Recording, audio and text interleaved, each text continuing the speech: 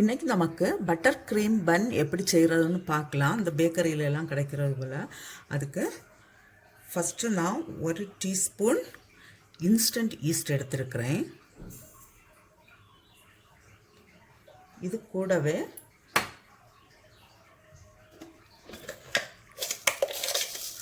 ஒரு teaspoon sugar, ஒரு 3/4 cup light சூடான ஒரு பால் விட்டு இதை மிக்ஸ் பண்ணி கொடுக்கலாம்.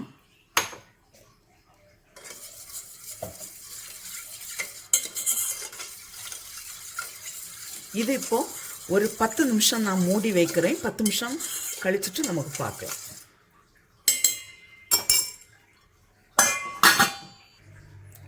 இது இப்போ 10 நிமிஷம் ஆயிடுச்சு. இதில் நான் 2 கப்பு மைதா மாவு சேர்க்குறேன்.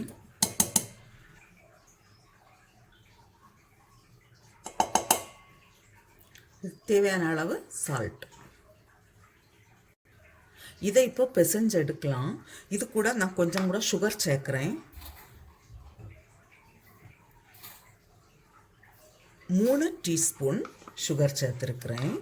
இதை இப்போ பிசைஞ்சு எடுக்கலாம். கொஞ்சம் நமக்கு தேவையான அளவு தண்ணி கொஞ்சம் விட்டு நம்ம சப்பாத்திக்கெல்லாம் மாவு பிசைகிறது போல் பிசைஞ்சு எடுக்கலாம். இதில் இப்போ கொஞ்சமாக பட்டர் சேர்த்து பிசையணும். 1 டீஸ்பூன் போல் சேர்க்குறேன். இதை கொஞ்சம் 10 நிமிஷம் நமக்கு பிசைஞ்சு எடுக்கணும். இது இப்போ ஒரு 10 நிமிஷம் பிசைஞ்சாச்சு.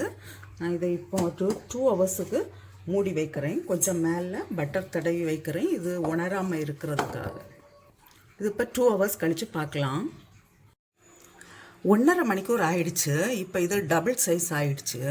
இதை இப்போ நான் சின்ன சின்ன உருண்டையாக உருட்டி எடுக்கிறேன். இதை இப்போ ஒரு 15 மினிட்ஸ் கழித்து நமக்கு ஃப்ரை பண்ணி எடுக்கலாம். இது இருக்கட்டும், நான் மூடி வைக்கிறேன்.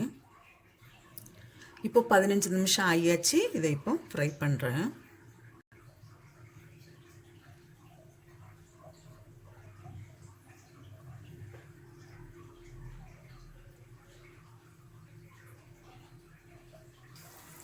ஃபயர் வந்து மீடியம் டு லோவில் வைக்கணும். ஹையில் வச்சோன்னா நமக்கு அது உள்ளாலெல்லாம் வேகாது. இதை இப்போ மறைச்சி போடுறேன்.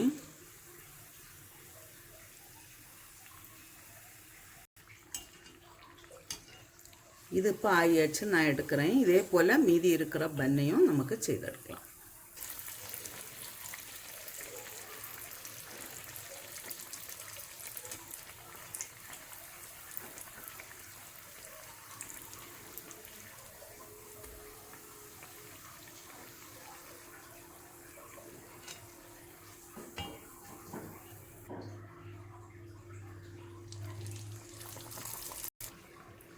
இது பன்னெல்லாம் செய்தாச்சு. இனி இது ஆறட்டும். நல்லா சாஃப்டாக இருக்குது நமக்கு. இது இப்போ இது ஆறிய டைமில் நமக்கு ஒரு பட்டர் க்ரீம் வந்து ரெடி பண்ணலாம். இதுக்கு ஒரு 50 கிராம் போல் பட்டர் எடுத்துருக்குறேன். இதுக்கு இப்போ ஒரு 1/4 கப்பு சுகர் வந்து நான் பவுடர் பண்ணி எடுக்கிறேன்.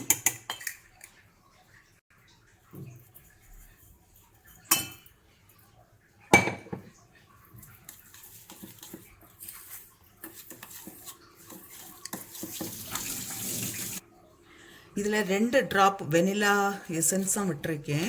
இதை இப்போ நல்லா நமக்கு மிக்ஸ் பண்ணி எடுக்கலாம். இதில் நான் ஒரு பிஞ்ச் சால்ட் சேர்க்குறேன்.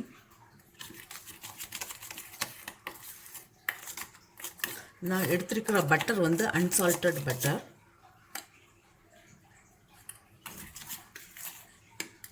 இப்போ இது நல்லா மிக்ஸ் ஆகியாச்சு. இப்போ ஒவ்வொரு பன்னையும் நமக்கு சென்டரில் இப்படி கட் பண்ணலாம். நல்லா சாஃப்டாக இருக்குது.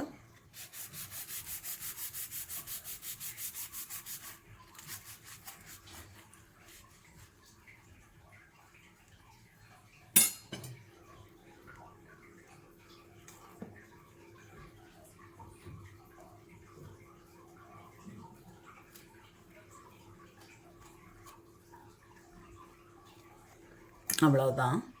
இதே போல் எல்லா பன்னையும் இதே போல் நமக்கு செய்திடலாம்.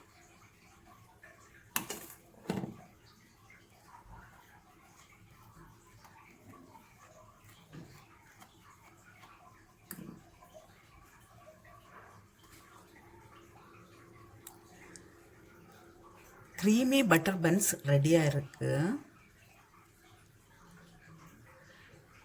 நல்ல டேஸ்டான பன்னு. நீங்களும் இது போல் செய்து பாருங்கள். செய்து பார்த்து உங்களுடைய கருத்துக்களை தெரிவிங்க. உங்களுக்கு இந்த சமையல் பிடிச்சிருக்குன்னா சப்ஸ்கிரைப் பண்ணுங்கள். உங்களுடைய ஃப்ரெண்ட்ஸ்க்கெல்லாம் ஷேர் பண்ணுங்கள்.